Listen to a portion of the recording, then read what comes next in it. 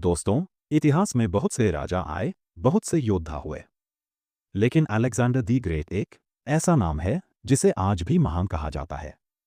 नमस्कार दोस्तों, आज हम बात करने वाले हैं एक ऐसे खिलाड़ी की जो मैदान में नहीं, जंग के मैदान में खेलता था, जिसकी उम्र सिर्फ 20 साल थी, लेकिन उसके फैसले ऐसे थे जैसे वो कई जिंदगियां जी चुका हो।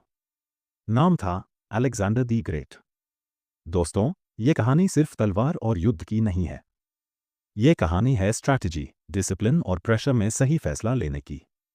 जैसे एक बड़ा खिलाड़ी जो आखिरी ओवर में भी घबराता नहीं है। जाकोब एब्बॉट की ये किताब हमें बताती है कि अलेक्जेंडर कोई जादू से महान नहीं बना था। वो प्रैक्टिस, ट्रेनिंग और सही सोच से महान बना था। उसके पिता उसके पहले कोच थे और एरिस्टोटल जैसे गुरु उसके मेंटर, यानी टैलेंट के साथ गाइडेंस भी था।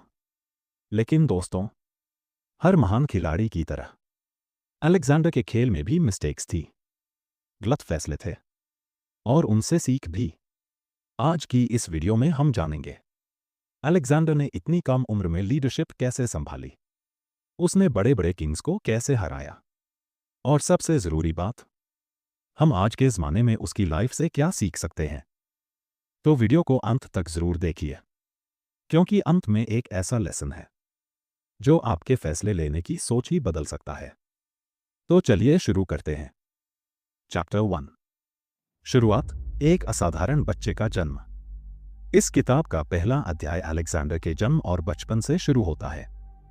अलेक्जेंडर का जन्म 356 ईसा पूर्व में मैसिडोनिया में हुआ था। उस समय मैसिडोनिया कोई बहुत बड़ा या महान साम्राज्य नहीं था, लेकिन अलेक्जेंडर के पिता किंग फिलिप II एक बहुत समझदार और ताकतवर राजा थे। वे जानते थे कि सिर्फ ताकत से नहीं, प्लानिंग और डिसिप्लिन से ही राज्य बड़ा बनता है। लेखक साफ बताते हैं कि अलेक्जेंडर ऐसे माहौल में बड़ा हुआ जहां युद्ध, राजनीति और सत्ता रोजमर्रा की बातें थी। मां ओलिम्पियास का प्रभाव। अलेक्जेंडर की मां ओलिम्पियास इस अध्याय में बहुत महत्वपूर्ण भूमिका निभाती है। ओलिम्पियास बहुत भावुक और महत्वाकांक्षी थी। वे अलेक्जेंडर से अक्सर कहती थीं कि वह किसी साधारण इंसान जैसा नहीं है। किताब में बताया गया है कि ओलिम्पियास की बातों ने अलेक्जेंडर के मन में एक बात गहराई से बैठा दी, मैं किसी बड़े काम के लिए पैदा हुआ हूं। यही सोच आगे चलकर अलेक्जेंडर के फैसलों की जड़ बनती है। पिता किंग फिलिप II सख्त लेकिन दूरदर्शी। लेखक बताते हैं कि किंग फिलिप एक सख्त पिता थे, लेकिन एक बेहतरीन स्ट्रैटेजिस्ट भी। वे अलेक्जेंडर को बचपन से डिसिप्लिन और सेल्फ कंट्रोल सिखाते थे। वे चाहते थे कि अलेक्जेंडर सिर्फ राजा न बने, बल्कि योग्य शासक बने। फिलिप ने अलेक्जेंडर को राजमहल की आरामदायक जिंदगी से दूर रखकर असल दुनिया दिखाने की कोशिश की। बचपन से दिखने लगी लीडरशिप।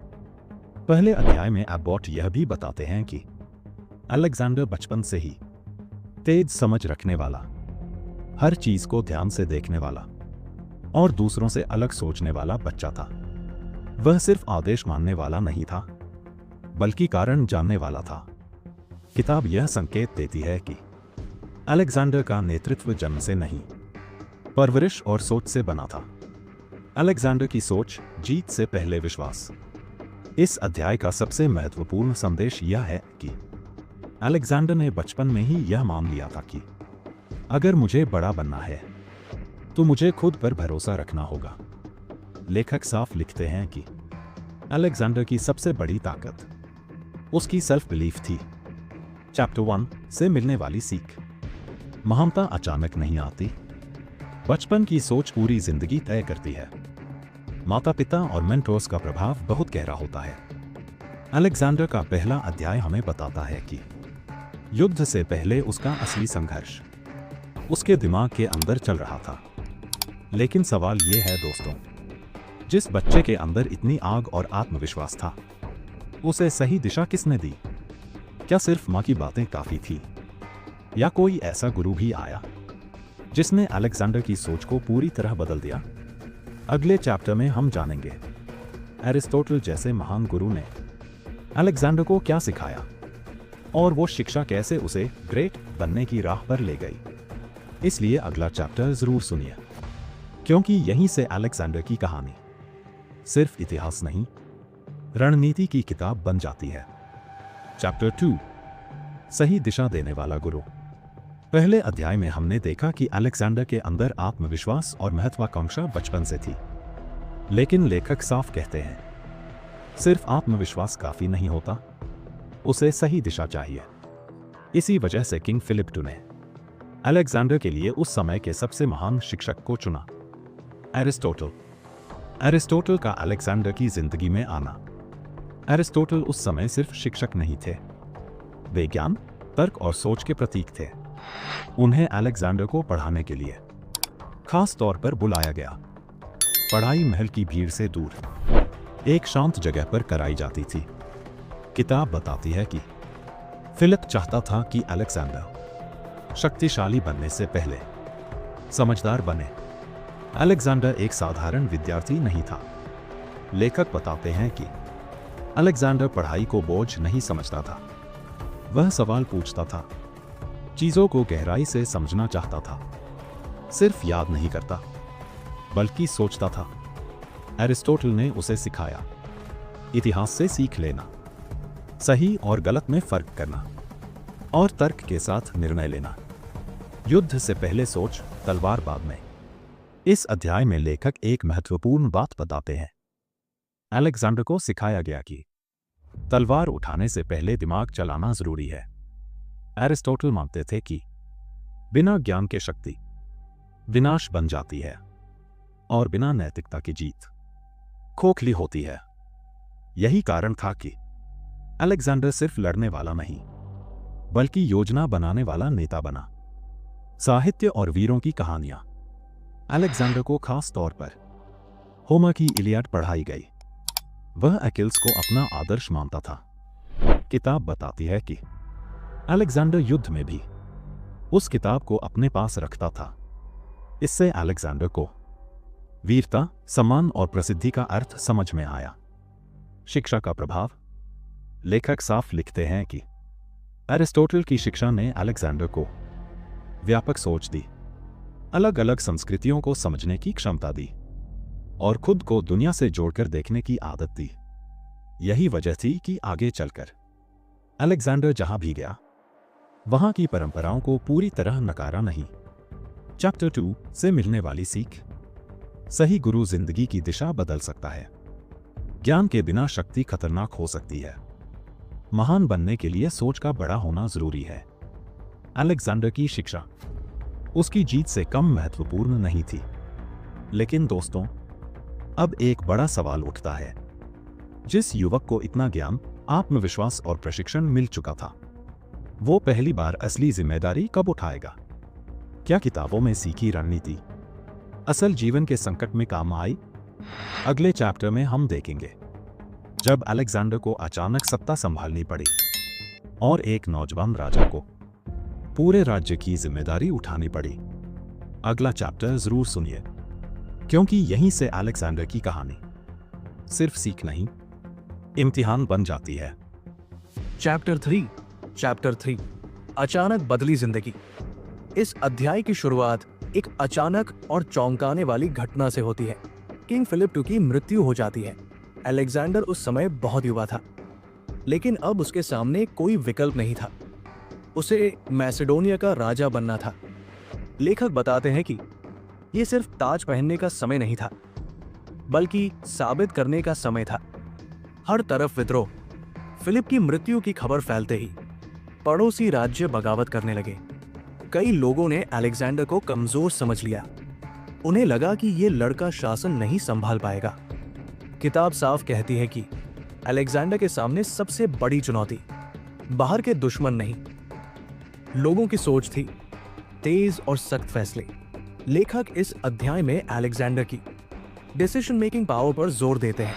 अलेक्जेंडर ने समय बर्बाद नहीं किया, विद्रोह को तुरंत और मजबूती से दबाया। उसने दिखा दिया कि सत्ता उम्र नहीं देखती, काबिलियत देखती है। कुछ फैसले बहुत कठोर थे, लेकिन लेखक बताते हैं कि उस समय राज्य को जोड़कर रखने के लिए ये फैसले जरूरी माने गए। नेतृत्व की असली पहचान। इस अध्याय में एक अहम बात सामने आती है। अलेक्जेंडर सिर्फ आदेश देने वाला राजा नहीं था, वो खुद आगे चलकर नेतृत्व करता था। सेना उसके साथ खड़ी थी, सैनिक उस पर भरोसा करते थे क्योंकि वो खतरे में पीछे नहीं हटता था। यही वजह थी कि कम उम्र के बावजूद लोग उसे राजा मानने लगे। डर को काबू में करना। लेखक ये भी बताते हैं कि अलेक्जेंडर को डर नहीं लगता था। ऐसा नहीं है, डर उसे भी लगता था, लेकिन फर्क यह था कि वो डर को अपने फैसलों पर हावी नहीं होने देता था। यही गुण उसे साधारण शासक से महान नेता की ओर ले जाता है। चैप्टर 3 से मिलने वाली सीख। जिम्मेदारी अचानक आ सकती है, उम्र से ज्यादा सोच मायने रखती है। संकट में लिया गया फैसला इंसान की असली पहचान बताता है। अलेक्जेंडर ने इस अध्याय में साबित किया कि वो सिर्फ राजा का बेटा नहीं, राजा बनने के लायक व्यक्ति था।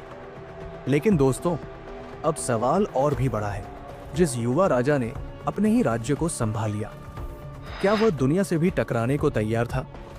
क्या अलेक्जेंडर सिर्फ मैसेडोनिया तक सीमित रहेगा या उसके सपने इससे कहीं बड़े थे?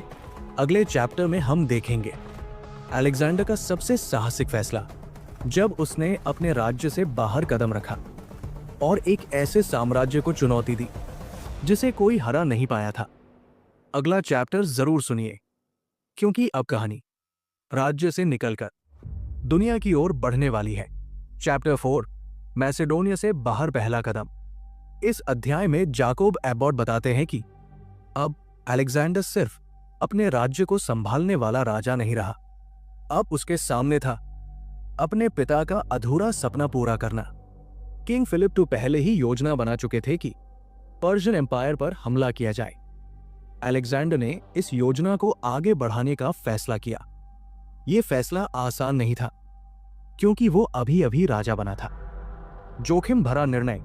किताब बताती है कि पर्शिया उस समय दुनिया का सबसे बड़ा साम्राज्य था। उसकी सेना संख्या में कहीं ज्यादा थी, उसके पास अपार धन और संसाधन थे।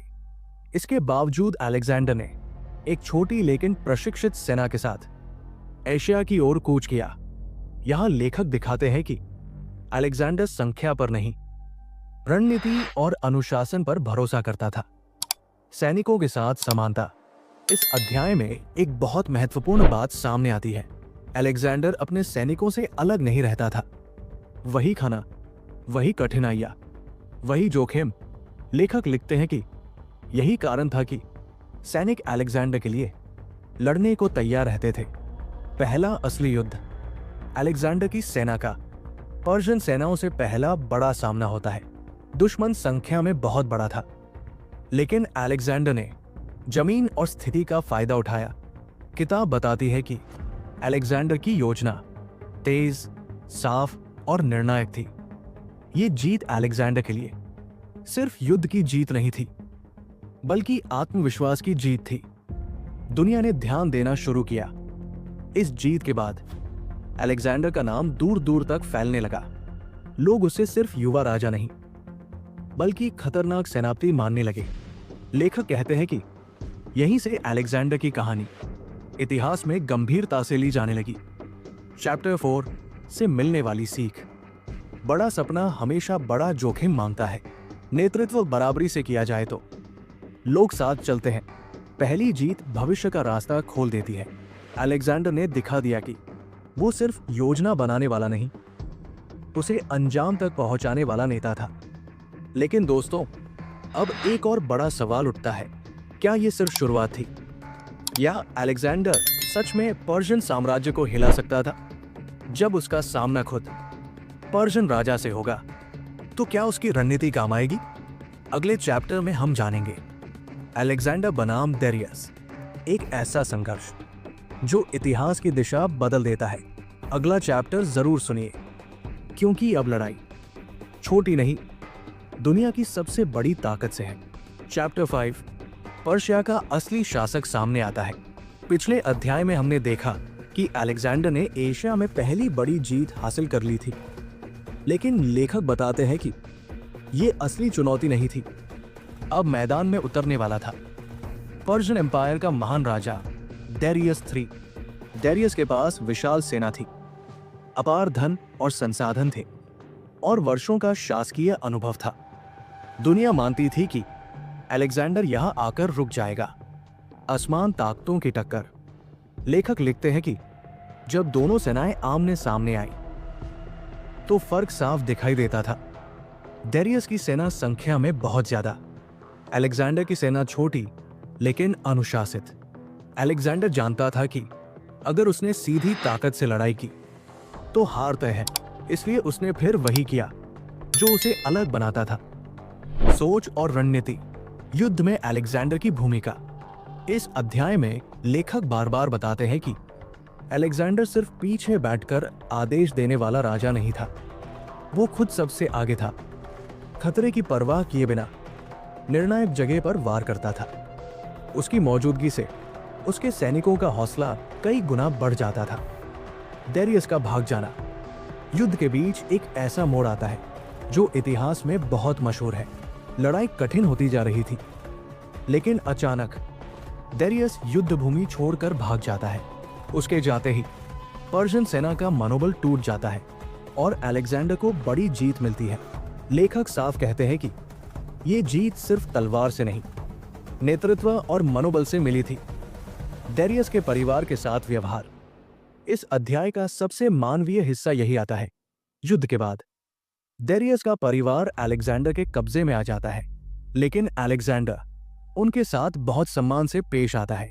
लेखक लिखते हैं कि अलेक्जेंडर ने यह साबित किया कि वो सिर्फ विजेता नहीं, सम्मान समझने वाला शासक भी था।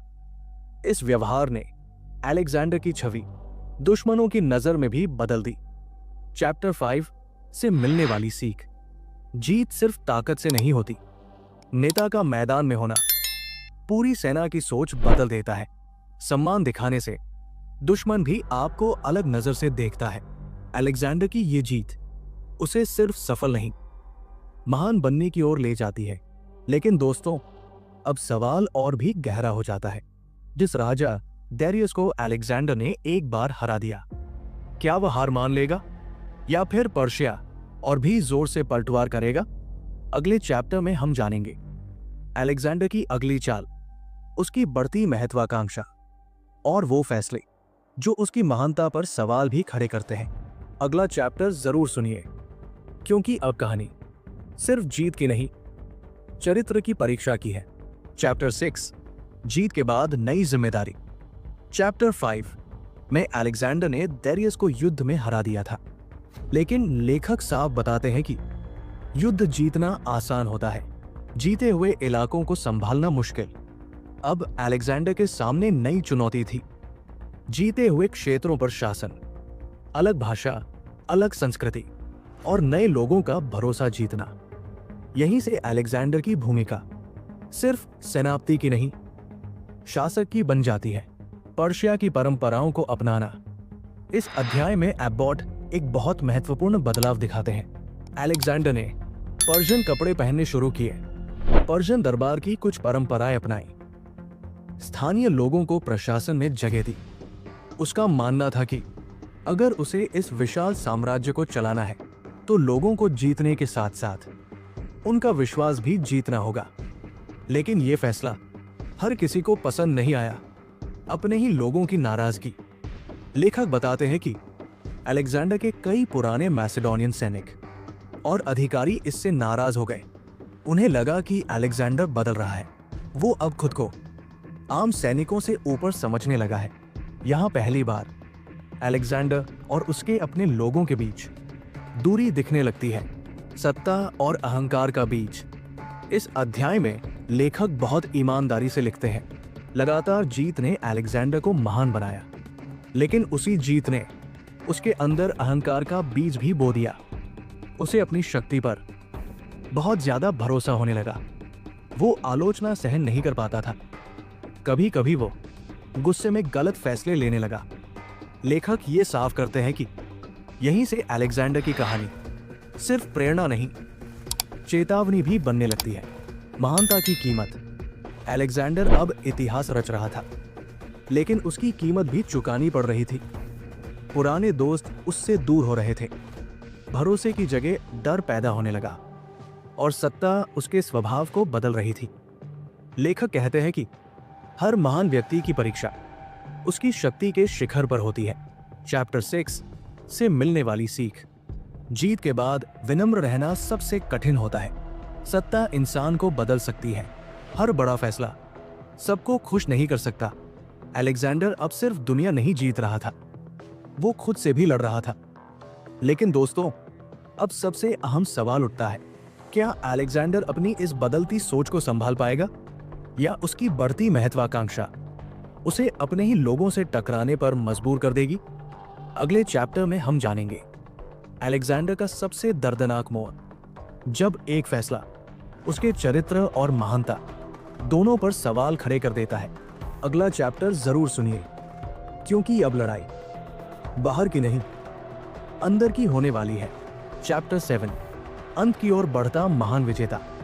इस आखिरी अध्याय में लेखक हमें दिखाते हैं कि अलेक्जेंडर अब उस ऊंचाई पर पहुंच चुका था जहां तक कोई और नहीं पहुंचा था। विशाल साम्राज्य, लगातार जीत, पूरी दुनिया में नाम। लेकिन लेखक साफ कहते हैं, बाहरी जीत के साथ भीतरी थकान भी बढ़ चुकी थी। अलेक्जेंडर लगातार युद्ध, यात्राओं और जिम्मेदारियों से शारीरिक और मानसिक रूप से थक चुका था। सैनिकों की थकान और अलेक्जेंडर की जिद।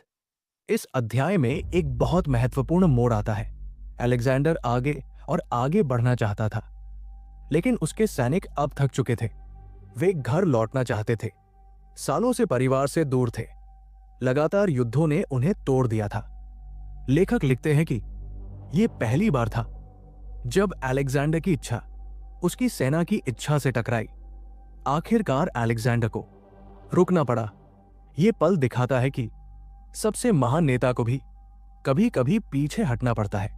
बेबीलोन में आखिरी दिन अलेक्जेंडर बेबीलोन पहुंचता है। वहीं उसकी तबीयत अचानक बिगड़ने लगती है। तेज बुखार, शरीर में कमजोरी और धीरे धीरे हालात बिगड़ते चले जाते हैं। लेखक बताते हैं कि अलेक्जेंडर को खुद भी एहसास हो गया था कि उसका अंत नजदीक है। उससे पूछा गया, आपका साम्राज्य किसे मिलेगा? अलेक्जेंडर का जवाब था, सबसे योग्य को। यह जवाब दिखाता है कि अंत समय में भी वो शक्ति से ज्यादा काबिलियत को मानता था। 32 साल में खत्म हुई एक महान जिंदगी। अलेक्जेंडर की मृत्यु सिर्फ 32 वर्ष की उम्र में हो जाती है। दुनिया स्तब्ध रह जाती है। इतना बड़ा साम्राज्य एक इंसान के बिना अधूरा हो जाता है। लेखक लिखते हैं, अलेक्जेंडर का साम्राज्य उसके बाद बिखर गया, लेकिन उसका नाम इतिहास में अमर हो गया। अलेक्जेंडर की असली विरासत। इस आखिरी अध्याय में लेखक एक गहरी बात कहते हैं। अलेक्जेंडर की महानता सिर्फ जमीन जीतने में नहीं थी, बल्कि इसमें थी कि उसने दुनिया को आपस में जोड़ा, अलग संस्कृतियों को मिलने का मौका दिया और यह दिखाया कि एक इंसान की सोच इतिहास की दिशा बदल सकती है। इस किताब से हमें क्या सीख मिलती है?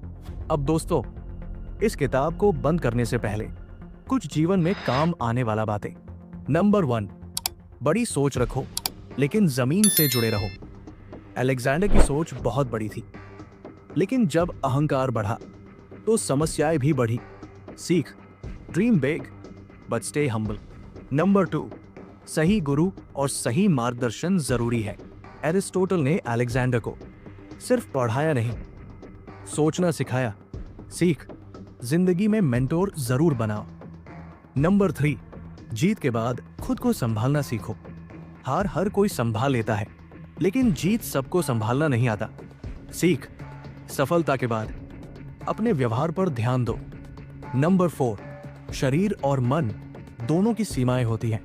अलेक्जेंडर ने दुनिया जीत ली, लेकिन खुद को आराम नहीं दिया। सीख, मेहनत जरूरी है, पर बर्नआउट से बचना उससे भी जरूरी। नंबर 5, नाम नहीं, प्रभाव छोड़ो। अलेक्जेंडर का साम्राज्य टूट गया, लेकिन उसका प्रभाव आज भी जिंदा है। सीख, ऐसा काम करो जो आपके बाद भी याद रखा जाए। दोस्तों, अलेक्जेंडर द ग्रेट हमें यह सिखाता है कि महान बनने के लिए सिर्फ जीतना काफी नहीं, इंसान बने रहना भी उतना ही जरूरी है। अगर आपने इस पूरी कहानी से एक भी सीख अपने जीवन में उतार ली, तो समझिए ये किताब आपके लिए सफल हो गई। दोस्तों, अगर आपको अलेक्जेंडर दी ग्रेट की ये कहानी जरा सी भी काम की लगी हो या इससे आपको कुछ नया सीखने को मिला हो तो वीडियो को लाइक जरूर कर दीजिए। आपका एक लाइक हमें ऐसी ही और भरी वीडियोस लाने की मोटिवेशन देता है। इस वीडियो को शेयर कीजिए अपने उन दोस्तों के साथ जो हिस्ट्री, लीडरशिप और लाइफ लेसन्स में इंटरेस्ट रखते हैं। और अगर आप चाहते हैं ऐसी ही सच्ची किताबों की कहानियां जो सिर्फ सुनाने के लिए नहीं, जिंदगी में आगे बढ़ने के लिए हो, तो अभी चैनल को सब्सक्राइब कर लीजिए और बेल आइकन जरूर दबाइए ताकि अगली वीडियो आपसे मिस ना हो। मिलते हैं अगली कहानी में एक नए सबक के साथ। नमस्कार।